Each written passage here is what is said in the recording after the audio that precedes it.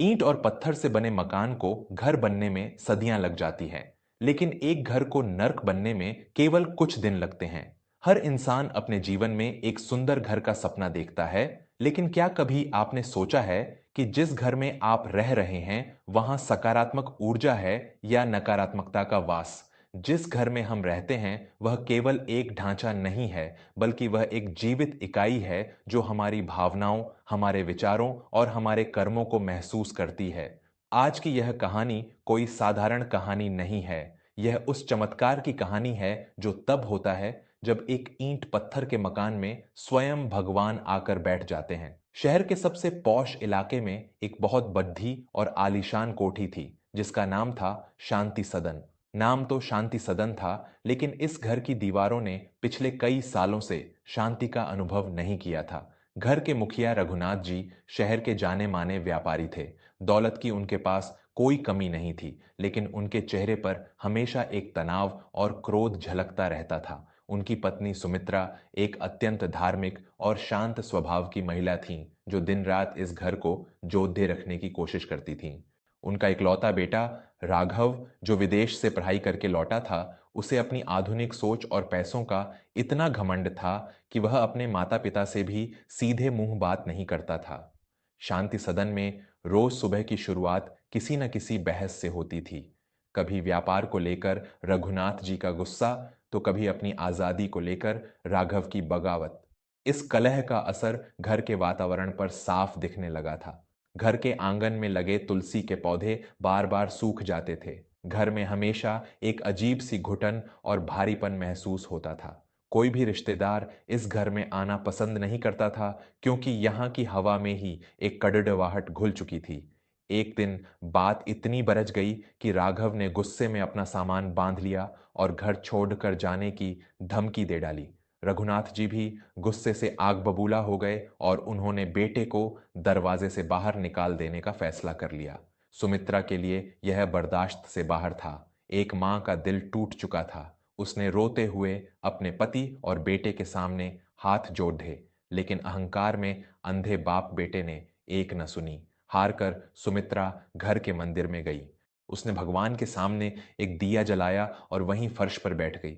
उसने अन्न और जल का त्याग कर दिया और मौन व्रत धारण कर लिया। उसने मन ही मन संकल्प लिया कि जब तक उसके घर की नकारात्मकता खत्म नहीं होती और उसके घर में भगवान का वास नहीं होता, वह वहां से नहीं उठेगी। शुरुआत के 2 दिन तक तो रघुनाथ जी और राघव ने सुमित्रा के इस मौन और उपवास पर कोई ध्यान नहीं दिया, लेकिन जैसे जैसे दिन बीतते गए, सुमित्रा की उस मौन तपस्या का असर शांति सदन की दीवारों पर होने लगा। सुमित्रा के उस अखंड दीप और उसकी आंसुओं से भीगी प्रार्थनाओं ने घर की दिशा और दशा दोनों बदलनी शुरू कर दी। 7वें दिन की सुबह रघुनाथ जी जब अपनी बालकनी में अखबार पीआरएच रहे थे, तो उन्होंने एक अजीब सी चीज महसूस की। उनके घर के मुख्य द्वार पर एक सफेद रंग की गाय आकर खद्दी हो गई थी। शहर के उस वीआईपी इलाके में गायों का आना लगभग असंभव था। चौकीदार ने उसे भगाने की कोशिश की, लेकिन वह गाय टस से मस नहीं हुई। अंततः रघुनाथ जी को खुद नीचे जाना पड़ा। जैसे ही उन्होंने अपने हाथों से उसे रोटी खिलाई, गाय ने उनके हाथ को चाटा और वहां से चली गई।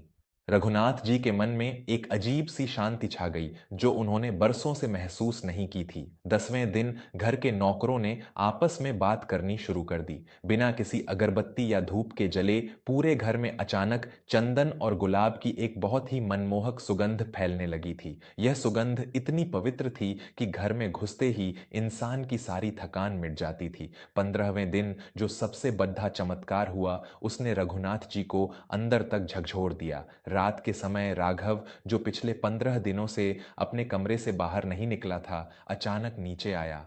उसकी आंखों में आंसू थे। वह सीधा अपने पिता के पास गया और उनके पैरों में गिर पड़ा। पिताजी, मुझे माफ कर दीजिए। न जाने मेरे मन पर कौन सा पर्दा पड़ा था कि मैं आपको और माँ को इतना दुख दे रहा था। मुझे समझ आ गया है कि परिवार से बढ़कर कोई दौलत नहीं है। रघुनाथ जी का कठोर हृदय भी पिघल गया और उन्होंने अपने बेटे को गले से लगा लिया। 21वें दिन की सुबह रघुनाथ जी की आंख ब्रह्म मुहूर्त में ठीक 4 बजे खुली। उन्हें ऐसा लगा जैसे दूर कहीं से बहुत ही मधुर शंख और मंदिर की घंटियों की आवाज आ रही है। उनका मन एक अज्ञात खुशी से भरा हुआ था। उसी दिन दोपहर में एक तेजस्वी संत जिनका नाम स्वामी शिवानंद था, भिक्षा मांगते हुए उनके दरवाजे पर आए। रघुनाथ जी ने तुरंत उन्हें ससम्मान घर के अंदर बुलाया और उन्हें अपने हाथों से भोजन कराया। भोजन के बाद रघुनाथ जी स्वामी जी के चरणों में बैठ गए और हाथ जोड़कर बोले, स्वामी जी, मेरा यह घर पिछले कई सालों से एक नर्क बन चुका था। यहाँ केवल कलह, क्रोध और घुटन थी, लेकिन पिछले 21 दिनों से मेरी पत्नी सुमित्रा मंदिर में मौन बैठी है और इस घर में ऐसे ऐसे चमत्कार हो रहे हैं जो मेरी समझ से परे हैं। मुझे ऐसा लग रहा है जैसे मैं किसी मकान में नहीं बल्कि किसी सिद्ध मंदिर में बैठा हूं। आखिर यह सब क्या है? स्वामी शिवानंद जी ने एक अत्यंत शांत और मनमोहक मुस्कान के साथ रघुनाथ जी की ओर देखा। रघुनाथ, वास्तुशास्त्र केवल दिशाओं का विज्ञान नहीं है, यह ऊर्जा का विज्ञान है। जब किसी घर में एक पवित्र हृदय से, निस्वार्थ भाव से और सच्चे मन से ईश्वर को पुकारा जाता है, तो भगवान उस घर में अदृश्य रूप से वास करने लगते हैं।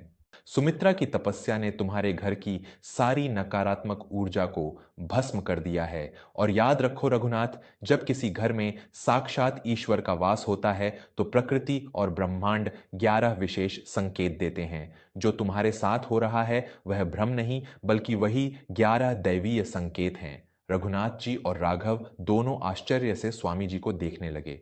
कृपा करके मुझे उन 11 संकेतों के बारे में विस्तार से बताइए स्वामी जी, रघुनाथ जी ने विनती की। स्वामी शिवानंद जी ने अपनी आंखें बंद कीं और अपनी गंभीर लेकिन मधुर आवाज में बताना शुरू किया।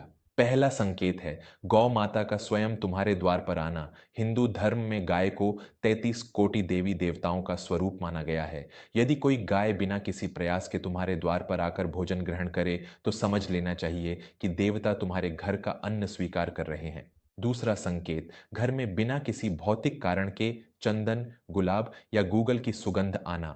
जब भगवान का वास घर में होता है तो वहां की वायु अपने आप पवित्र हो जाती है और एक ईश्वरीय महक पूरे घर में फैल जाती है जो इंसान के मन को शांत करती है। तीसरा संकेत, पक्षियों का घर में बसेरा डालना। गौरैया, तोता या कबूतर जैसे पक्षी बहुत संवेदनशील होते हैं।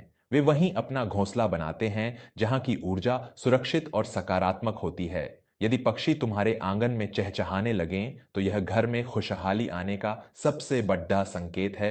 रघुनाथ जी को याद आया कि कल ही बालकनी के झूमर पर गौरैया के एक जोड़े ने अपना घोंसला बनाया था। चौथा संकेत, परिवार के सदस्यों के बीच अकारण प्रेम और क्षमा भाव का जागृत होना। जहां भगवान होते हैं वहां अहंकार नहीं टिक सकता। यदि घर के सदस्य बिना किसी स्वार्थ के एक दूसरे की गलतियों को माफ करने लगें और कलह अचानक समाप्त हो जाए तो यह ईश्वर की कृपा का सबसे प्रत्यक्ष प्रमाण है। राघव ने यह सुनकर अपने पिता का हाथ कसकर पकड़ी एंच लिया।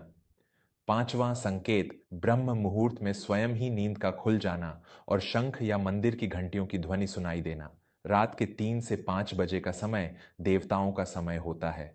यदि इस समय तुम्हारी आंखें बिना किसी अलार्म के खुल जाएं और मन में ईश्वर का नाम आ जाए तो समझो परमात्मा स्वयं तुम्हें उठा रहे हैं। छठा संकेत, स्वप्न में अपने पितरों यानी पूर्वजों को मुस्कुराते हुए या आशीर्वाद देते हुए देखना। पितृ जब प्रसन्न होते हैं तभी घर में देवी देवताओं का प्रवेश होता है। उनका हंसता हुआ चेहरा इस बात का संकेत है कि तुम्हारे घर के सभी दोष समाप्त हो चुके हैं। सातवां संकेत, घर के द्वार पर किसी संत, महात्मा या अतिथि का अचानक आना और प्रसन्न होकर जाना। अतिथि को भगवान का रूप कहा गया है।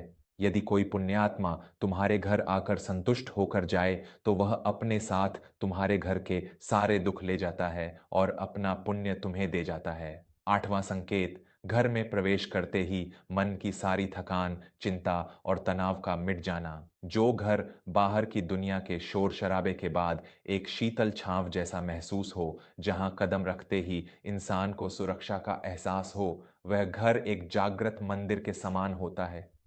स्वामी जी ने राघव की ओर देखते हुए कहा, नौवां संकेत, घर के बच्चों का अचानक संस्कारी हो जाना और बड्ढों का आदर करना।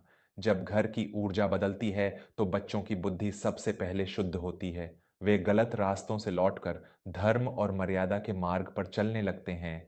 10वां संकेत, सीमित आय में भी बरकत होना और गहरी संतुष्टि का अनुभव होना। धन तो रावण के पास भी बहुत था, लेकिन संतुष्टि नहीं थी। जिस घर में भगवान होते हैं, वहां रूखी सूखी रोटी में भी 56 भोग का स्वाद आता है और पैसे बीमारियों या व्यसनों में खर्च नहीं होते। स्वामी शिवानंद जी थोड्डा रुके। उन्होंने एक गहरी सांस ली और सुमित्रा के मंदिर कक्ष की ओर देखते हुए बोले, और सबसे अंतिम 11वां और सबसे बड़ा संकेत है पूजा करते समय अकारण ही आंखों से आंसुओं का छलक जाना।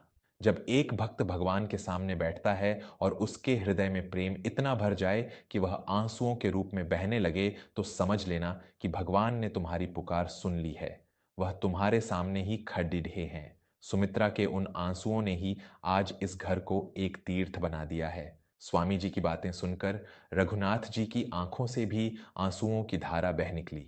उन्हें अपने जीवन की सारी भाग दौड़च, सारा घमंड बहुत छोटा और खोखला लगने लगा। वे दौड़ कर मंदिर कक्ष में गए। सुमित्रा अभी भी आंखें बंद किए ध्यान में बैठी थी। रघुनाथ जी ने धीरे से सुमित्रा के कंधे पर हाथ रखा। सुमित्रा ने आंखें खोलीं। उसके चेहरे पर एक अद्भुत तेज था। तुम्हारी तपस्या पूरी हुई सुमित्रा, रघुनाथ जी ने रुंधे हुए गले से कहा। तुमने इस ईंट पत्थर के मकान को सच में एक मंदिर बना दिया है। भगवान इस घर में आ चुके हैं। उस दिन के बाद शांति सदन सच में अपने नाम के अर्थ को सार्थक करने लगा। वहां दौलत का अहंकार नहीं, बल्कि सेवा का भाव था। वहां चीख पुकार नहीं, बल्कि सुबह शाम भजनों की गूंज होती थी। दोस्तों, हम अक्सर अपने घर को सुंदर बनाने के लिए लाखों रुपए खर्च करते हैं, महंगे फर्नीचर लाते हैं, शानदार पेंटिंग्स लगाते हैं, लेकिन एक घर की असली सुंदरता उसकी दीवारों के रंग में नहीं, बल्कि उन दीवारों के अंदर रहने वाले